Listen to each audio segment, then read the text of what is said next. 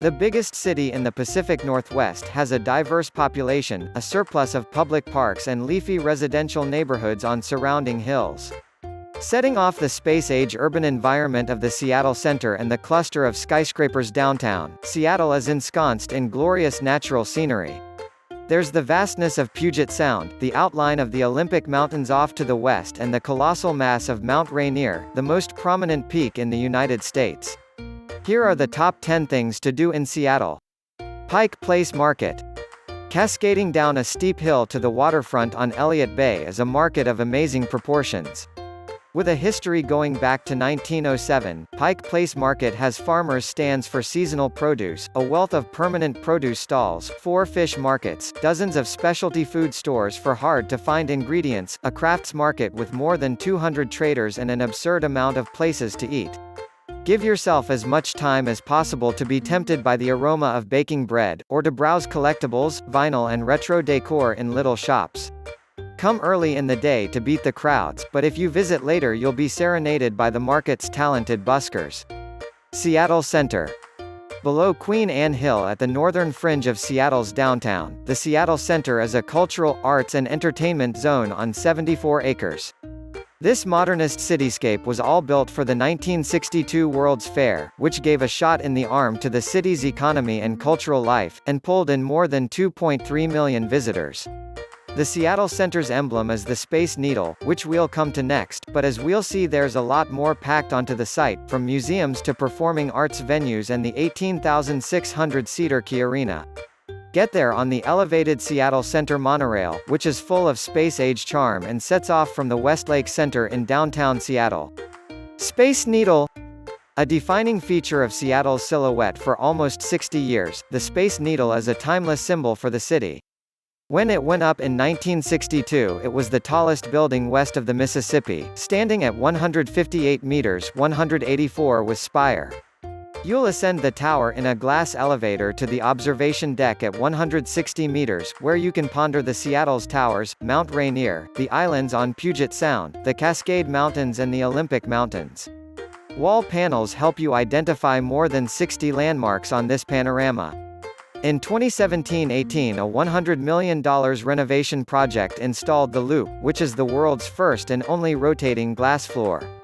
Chihuly Garden and Glass. The Tacoma-born glass artist Dale Chihuly has earned worldwide acclaim for his colorful and logic-defying glass sculptures. Established at the Seattle Center in 2012, Chihuly Garden and Glass is a dazzling museum dedicated to his work. The exhibition comprises 8 galleries, a lush garden, and the Glass House, the attraction's astounding mainstay. This glass and steel structure was inspired by Chihuly's fascination for conservatories, and suspended from the ceiling is a 30-meter work in yellow, red, orange and amber that seems to change with the light throughout the day. Museum of Pop Culture. Since 2000 the Seattle Center monorail has zipped through this outlandish sheet metal building by Frank Gehry. Up to 2016, this was the Experience Music Project and Science Fiction Museum and Hall of Fame, before settling on the more manageable Museum of Pop Culture. Established by Microsoft co-founder Paul Allen, the museum now stages changing exhibitions tackling all aspects of popular culture, be it video games, horror movies, sci-fi literature or music of all genres. Seattle Art Museum. Anchored in downtown Seattle, the Seattle Art Museum has 2 other locations, at the Olympic Sculpture Park and the Asian Art Museum, closed for renovation at the time of writing. The SAM's inventory is wide-ranging but has an exceptional collection of Native American art from the Pacific Northwest, including basketry, textiles, masks, totem poles and other delicate carvings in stone and wood. Gothic and early Renaissance Italian painting is also well represented, with works by Giovanni di Paolo, Puccio di Simone, and Paolo Uccello. Olympic Sculpture Park. A mile from the SAM's headquarters, on a 9-acre former industrial site at the northern end of the Seattle seawall, is an outdoor gallery for the museum's sculpture collection. There are more than 20 works at the Olympic Sculpture Park, on a site straddling Elliott Avenue and merging with the bayfront Myrtle Edwards Park. One of the most eye-catching pieces is Alexander Calder's monumental eagle, which lines up beautifully with the Space Needle when viewed from the southwest. Pacific Science Center. In a Minoru Yamasaki building dating from the World's Fair, the Pacific Science Center is a family-oriented museum bringing scientific concepts to life through hundreds of hands-on exhibits. For a brief example, at the Insect Village, you'll discover the almost supernatural feats that insects are capable of, from carrying air in bubbles on underwater dives to lifting objects many times their weight. What is Reality is a window on immersive technologies, confronting the mind-bending questions that are shaping our future.